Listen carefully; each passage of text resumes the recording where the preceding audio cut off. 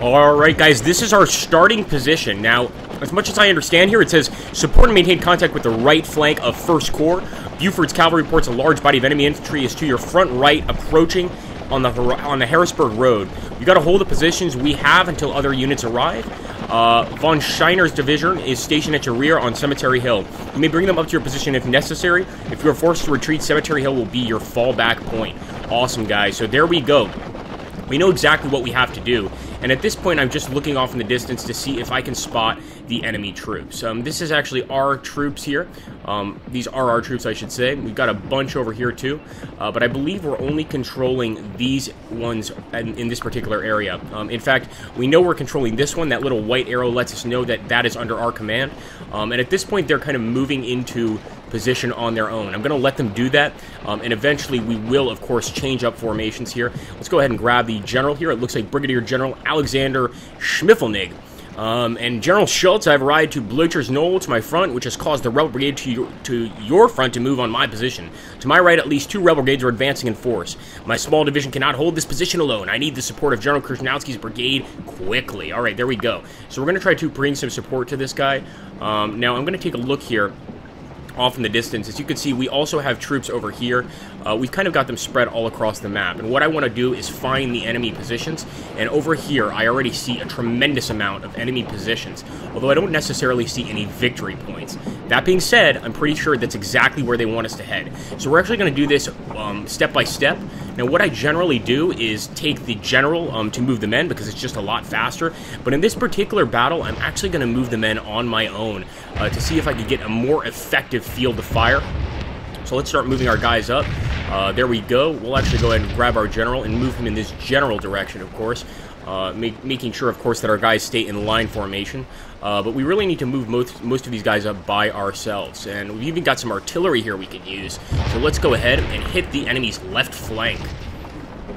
Alright, beautiful. I want to just make sure we have nobody here. Oh boy, we may have to turn back and attack at this particular location.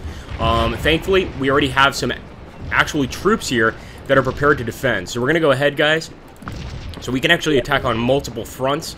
I'm not sure if that's necessarily the greatest idea, but I'm going to try it, possibly. For now, we're just basically aiming at the enemy and trying to get as many kills as possible.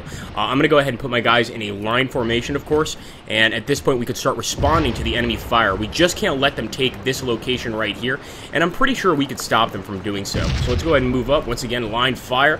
Here's General Barlow has advanced to the rise on our right and is now on the flank to the forces to our front.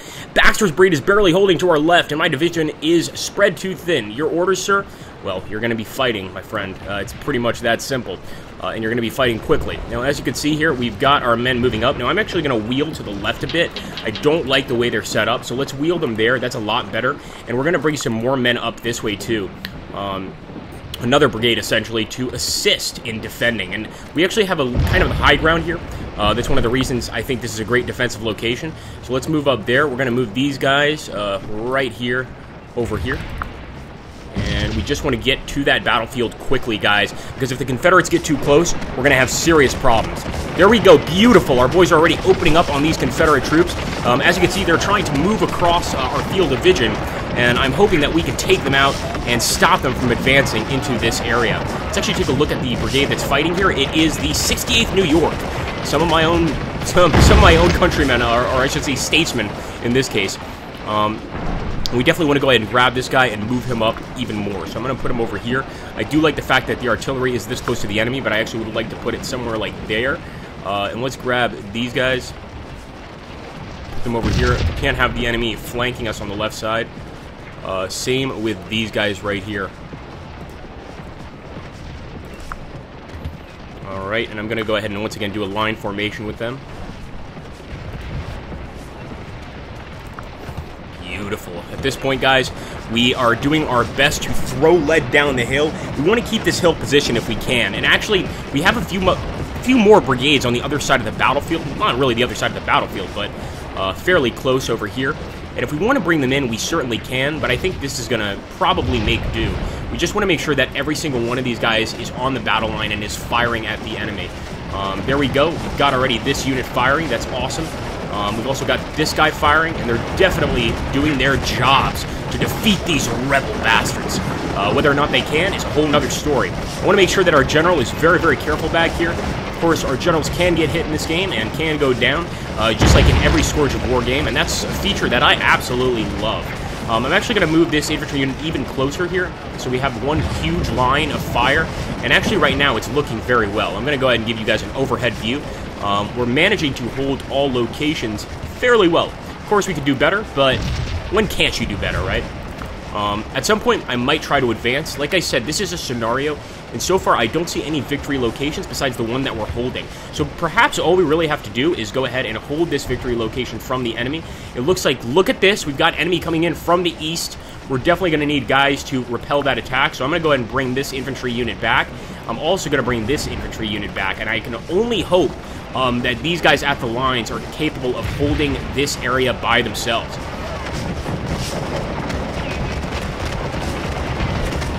Come on, boys. Aim for the chest.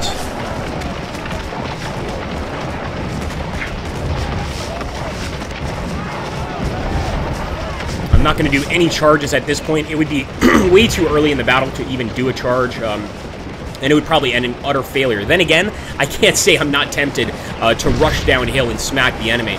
But that's just not going to happen. Let's take a look at the Confederate lines.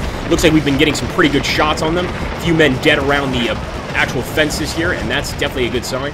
Let's take a look over here. Okay. Got these guys here. Obviously, this infantry unit is also assisting. And I may even turn these guys to the right. I won't even move them. I'll just go ahead and basically turn them completely to the right with a wheel. I think I could actually just hit flank right, but I'm not 100% comfortable with that yet.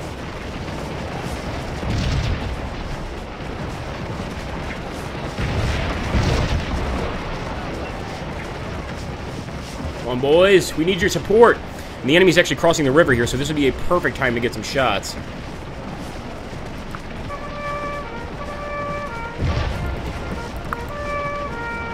Alright, I hope they get the message. This is also really cool. The weapon pattern is actually letting us know what kind of weapon, what kind of bullet we're using, etc. We are using a Minet ball, obviously, but the pattern is Enfield, etc. So there's all these different rifles that the different brigades have been assigned, and I think that's a really, really cool little feature there. All right, our guys are getting into position here. That's what we want them to do. Beautiful. Now they're prepared to open fire on any advancing rebels, and this is certainly going to increase our odds. But look at that. They're moving back again. Crazy soldiers. Come on. They really want to fight the enemy on the other side, but I don't want them to do that. I want them to fight the enemy behind them. So we're going to do about face, and this way they will actually turn around entirely. Any time now, boys. There we go. There we go. Awesome. So we're getting them where we want them. And let's take a look at the Confederate line over here. It looks like we're pounding the line pretty well with not nearly as many losses on our own side. If we could somehow make these guys run, and I do believe we're about to make this brigade, it looks like the 12th Georgia probably take off running, we can probably wheel around and flank the enemy crossing the river. And that's going to help us big time in terms of victories here. Let's also go ahead and grab this infantry unit. I don't like the fact that this area is pretty much undefended, so we'll move him up as well. And let's see how this unit right here is doing. And it looks like this is going to be the 153rd Pennsylvania. No! I hate when that happens. We just want to hang out here. And of course, the 153rd Pennsylvania is going to be holding our right flank as best as possible. We've got the cover of this awesome little fence here, and I'm not sure it's going to provide much cover, but certainly it's going to provide much more cover than what the enemy has. So there we go. The firefight has begun. And I just love how in Scourge of War games, the battle looks so realistic. It's absolutely awesome. Okay, let's see how these guys are doing. Beautiful.